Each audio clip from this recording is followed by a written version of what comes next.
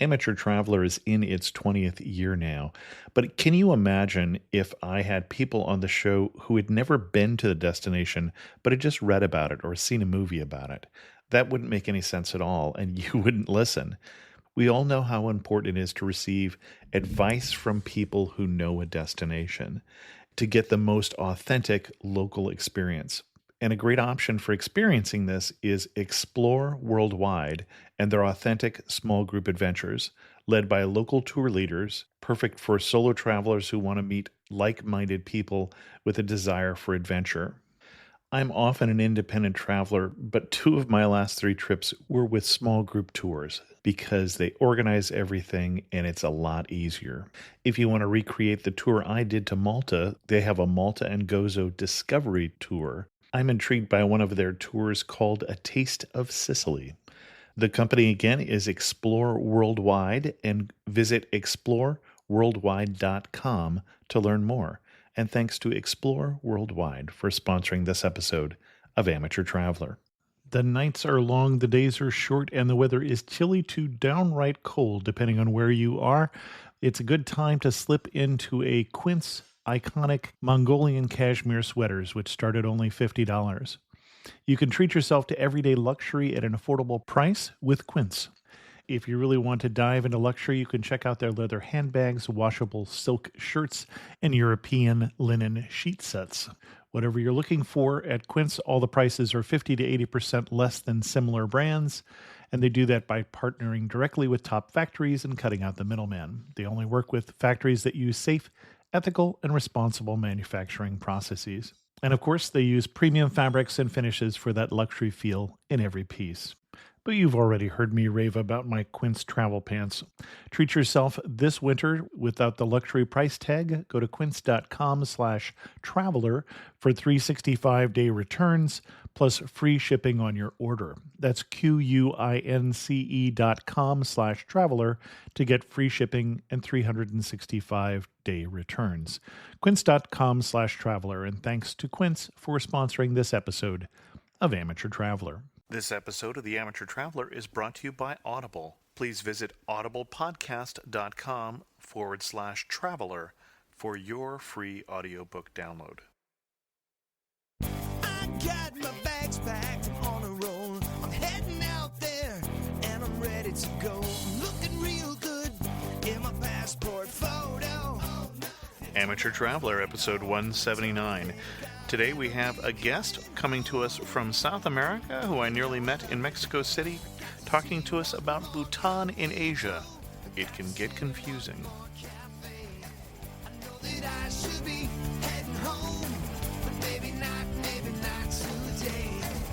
Welcome to the Amateur Traveler. I'm your host, Chris Christensen. Before we get into today's interview, I've got a couple news stories for you.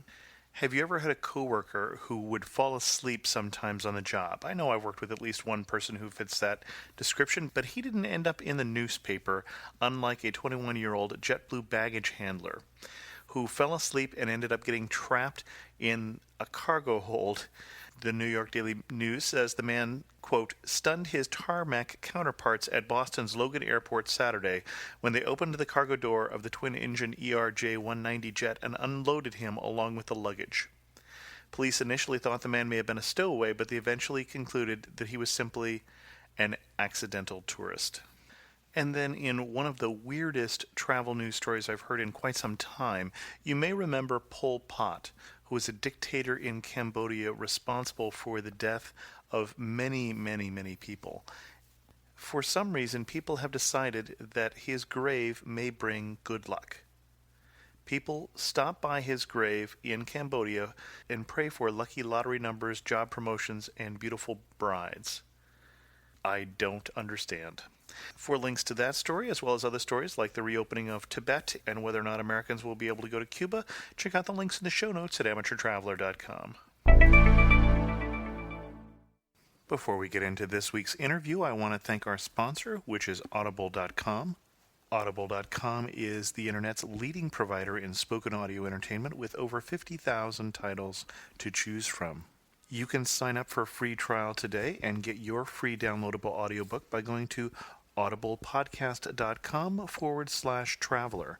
The book that I'm currently listening to is The Thunderbolt Kid by Bill Bryson, which is a personal memoir. If you grew up playing with electric sets or electric football, this may be a book that you can relate to. Get your free book again at audiblepodcast.com/traveler. I'd like to welcome to the show Jose, who's coming to us from Caracas, Venezuela. Jose, welcome to the show. Thank you very much. It's a pleasure being here. We had a little trouble connecting, so I'm hoping this connection is going to work. Jose has come to talk to us about Bhutan. Jose, you went to Bhutan last year, as I understand it. Exactly last year. And why Bhutan? Bhutan is a fairly remote and isolated and unusual destination. That's why I went there. Okay. Could you tell people, first of all, where it is and what it's like? Yes. Well, Bhutan, it's an independent country that's north of India at the east of Nepal. Bhutan is a kingdom in the Himalayas. Since I was a little boy, I read about Bhutan. I was intrigued by its isolation, its policy of no foreign intervention or external culture. Last year, I had to go to India for work. I wanted to go somewhere else. I first thought about Tibet, but once I searched a little, I saw that Tibet was not what I thought before. It's very touristy now. The same with Nepal. So Bhutan popped out. After my work in Delhi, I went out with a friend to Bhutan. What was your initial impression of Bhutan? Bhutan was what I expected, amazing. It's a really undeveloped country, a country where foreign intervention has done very little, a country where television came up in 1999, where the first cars were introduced in the mid-70s maybe. So It's quite interesting, it's quite unique. It's very difficult to explain, but it's really, really amazing. People are incredible because they are pure. They are not contaminated with external influences. And what was the highlight of the trip for you? Well, I think that there's not one highlight. The whole trip, the whole 5 days were a highlight because all that I saw there was really, really interesting, something new, something you don't see anywhere else. It's kind of a lifetime experience. Okay. Let's do this a different way. When I say Bhutan, what do you picture? Can you describe to me the picture that you got in your head?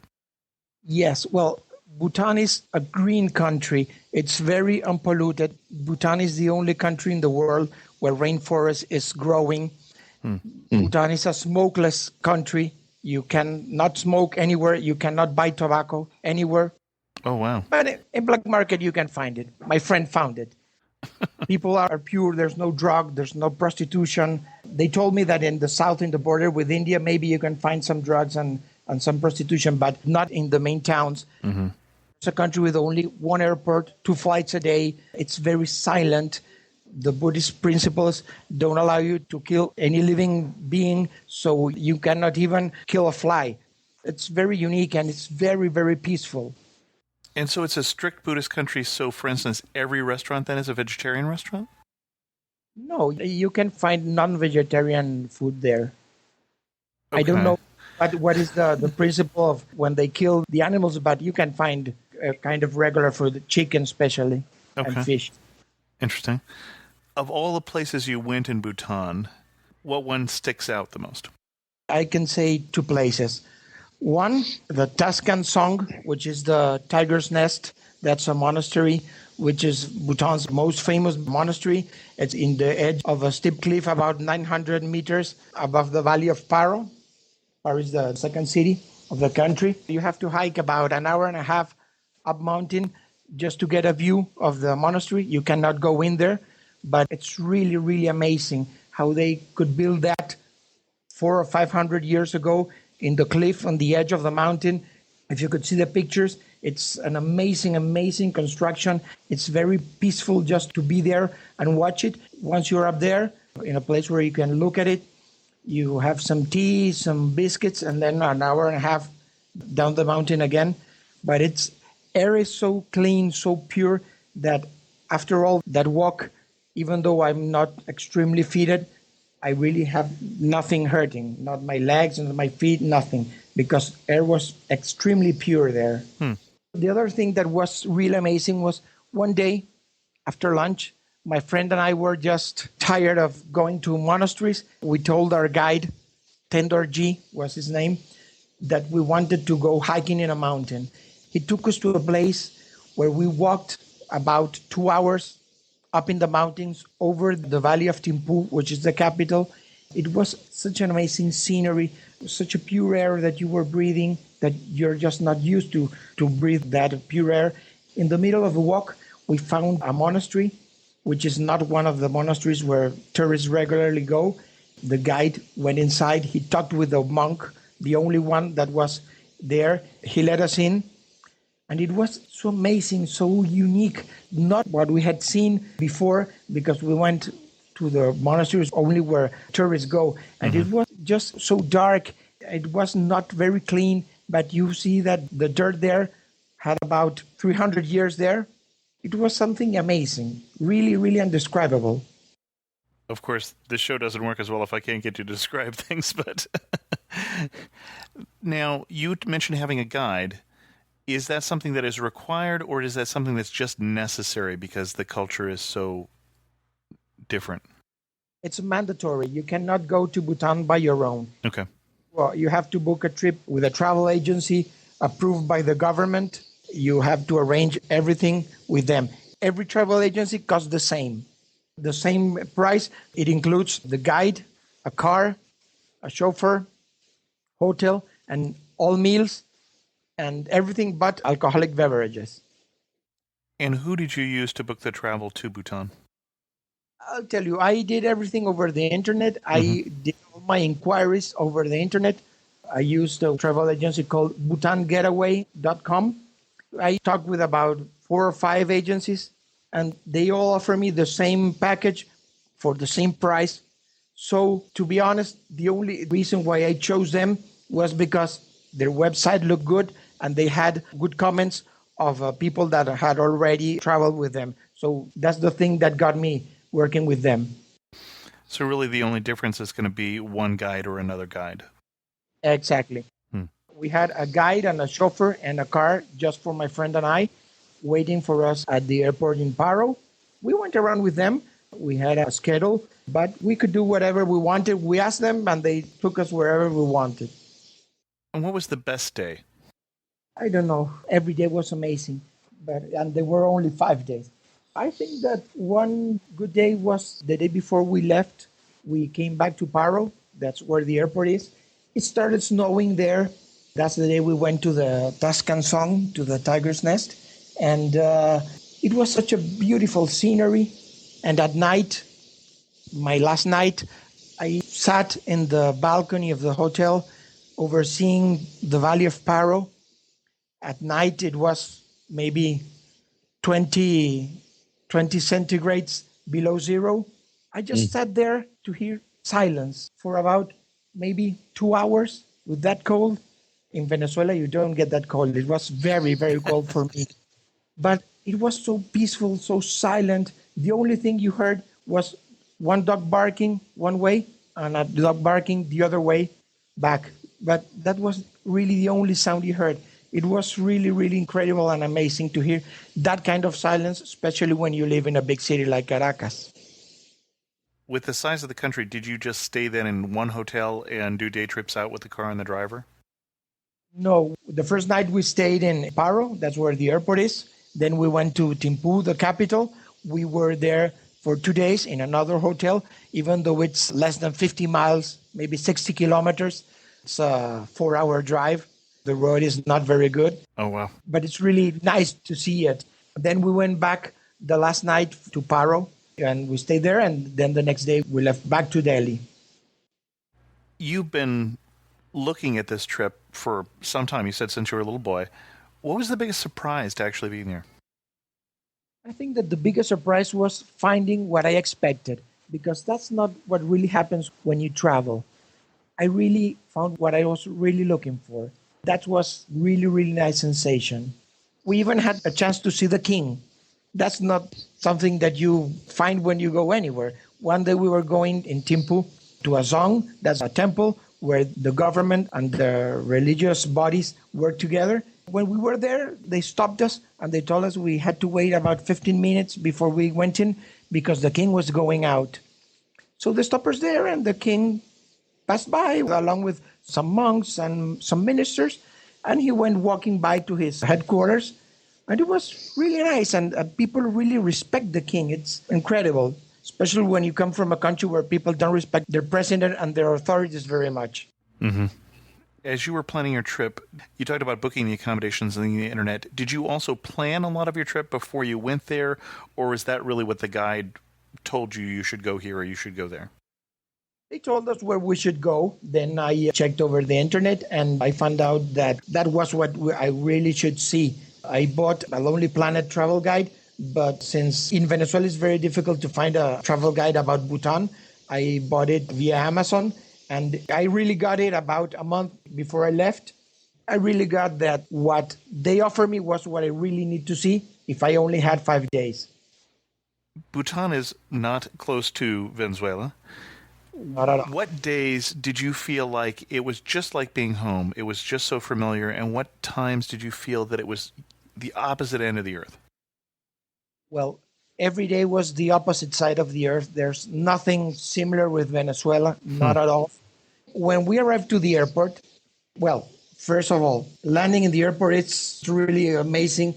I had seen a video in YouTube and I know what to expect, but the British guy that was sitting behind me, he was almost dying of scare. It's really, really difficult to land there. In fact, when I saw the landing at YouTube, I showed it to my father, and he told me not to show it to my mother until I came back. Because of the mountains, I assume. Absolutely. Wing of the plane was about, 50 meters of the mountain. It was really, really amazing and scary. Once we arrived, the national sport of Bhutan is archery. We were just getting out of the airport, and I saw an archery field and some people throwing arrows. Just like maybe you go to Brazil and you see people playing soccer. Well, they were the bows and arrows. That's when I realized that I was in Bhutan. Interesting. It's really interesting to see all the rituals they have with their archery tournaments. You'll have to send me a link to that YouTube video, and I promise I won't show your mother. Well, but by this time she can see it. That's no problem. I'm already back. Of the pictures you took on the trip, which one most captures Bhutan for you? The best picture I took of the 1200 that I shot in India and Bhutan together, there are 3 monks, one older and 2 little children of about 6 years old. For one of them, it was his first day at the monastery. I don't know, that picture just captures the essence of Bhutan. The 2 children dressed like monks. Well, they are monks, and the big monk, it's really amazing. I really love it. And I'm not a professional photographer or nothing like it, but it really captures the essence of Bhutan. What's one thing people should pack before they go to Bhutan? They should pack a book called Beyond the Sky and the Earth by Jamie Seppa, a Canadian teacher that I think it was 1992 or 93. She went for 2 or 3 years to teach in Bhutan.